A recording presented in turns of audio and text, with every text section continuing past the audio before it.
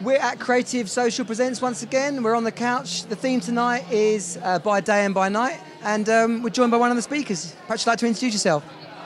My name's Nick. I'm CEO and founder of Poke. And wow, so you're CEO, so you worked all the way up to the top. What was your first role in the creative industry, and how did you get that? I know, but I've been lucky enough only to have 2 jobs ever. So I was involved in running, and almost starting at the beginning, an agency called Deep End, which was back in '95, and it was great fun. Got to about 300 people worldwide, and then went bang, and then exploded. We all got too ambitious. It all got a little bit much, and in 2001, Deep End disappeared.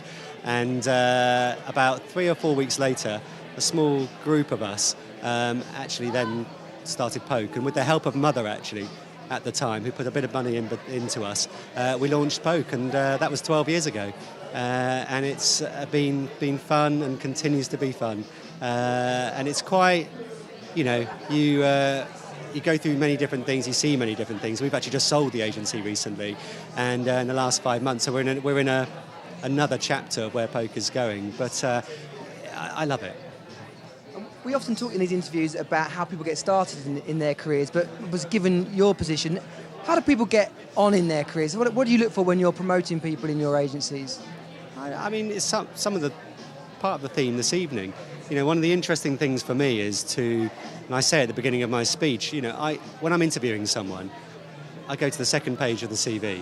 I go straight to the bottom and I look for their other interests. And it's woefully underused, that spot, and people trying to explain I should think they should explain all the stuff they're doing that they get excited by. And that's the part that I really love, because that gives you an insight into what that person loves, what they're interested in, what they learn, what they're looking to learn, what they're experimenting with, and more importantly, what excites them.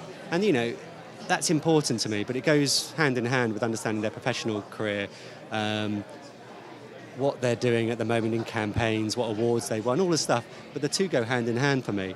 And having that insight into what someone is interested in outside of work is essential. Brilliant. And how do people go?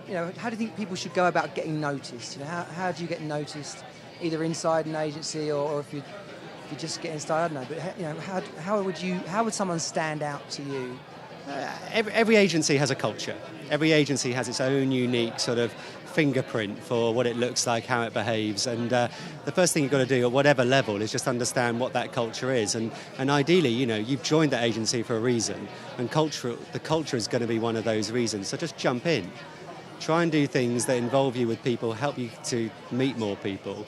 You could be involved in projects that the agency is doing that is outside of the client work you're sort of resourced on. And people get to know you. People get to know your personality that much quicker, and you'll stand out. And particularly if you're young, you're coming in straight from university, or you've got a couple of years under your belt. For me, that's the sort of thing that helps people stand out. And I sit in reviews, and I ask people about their opinion of a certain individual and how they're working.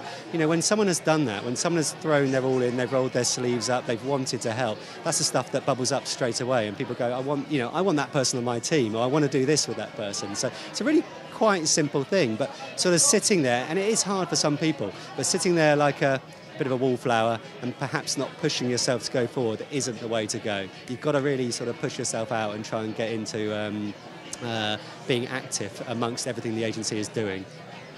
And just finally, it's a question I always ask about if people were hiring a replacement for themselves, but maybe a more appropriate question for you is, if someone was trying to get a job at Poke, how do Poke go around recruiting people?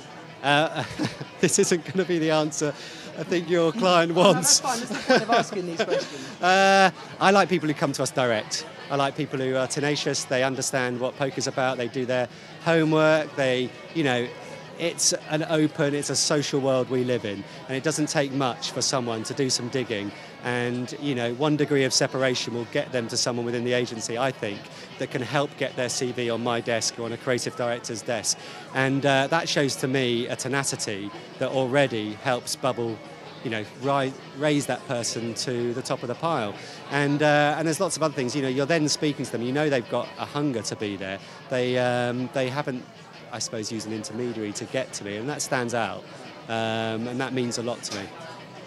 And if anyone wants to follow you on Twitter personally or as an agency, is there somewhere they should come and check you guys out? Well, just pokelondon.com.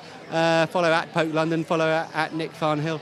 And if there's anything that Poke is doing at the moment, there's many, many different projects we're involved with. There's many things I'm involved with as well. You'll see it all there. And please reach out. It'd be great to sort of catch up with people. Source LF are London's leading creative communications and media recruitment agency. Be sure to like our video and subscribe to this channel. Take the moment to watch another of our videos on screen now.